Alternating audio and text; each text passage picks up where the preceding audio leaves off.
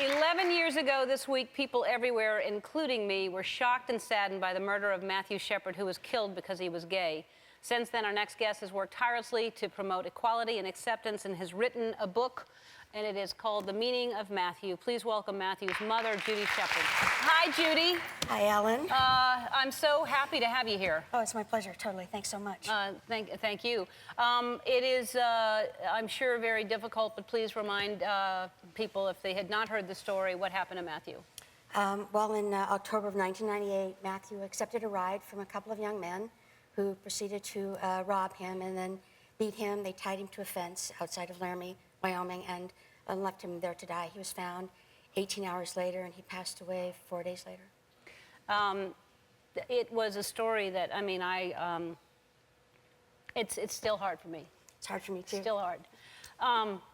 Because it was right after I came out. And I thought, people... Yeah, I want to share with you that Matt was so proud of you when you did. He called me and said, Mom, you can't believe it's happening.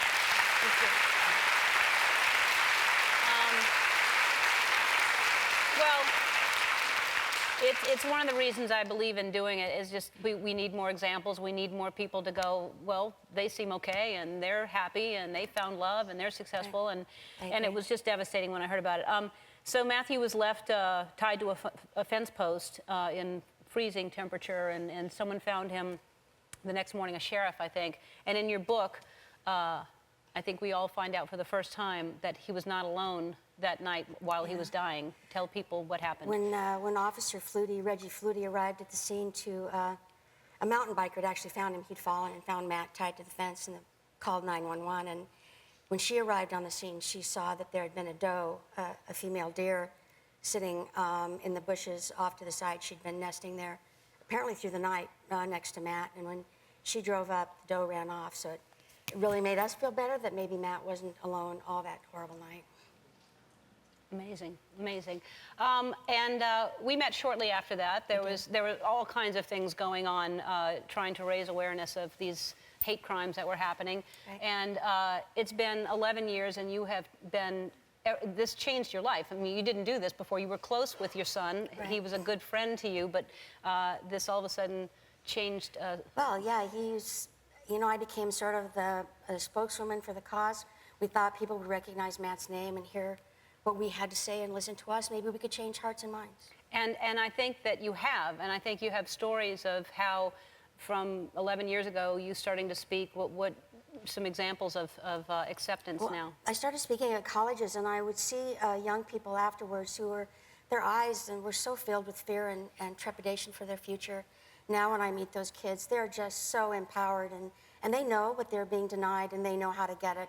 It's just so encouraging. It's changed so much at the grassroots level. And I hear that a story about a young man trying to tell his mother. Yeah, this is the best story. It just shows you how far we've come.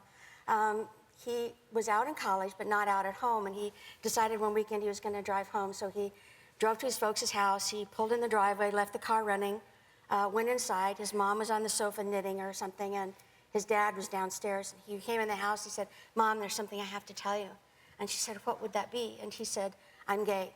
And she stopped knitting, and she yelled down the stairs, I win the bet. I love that story. I love that story.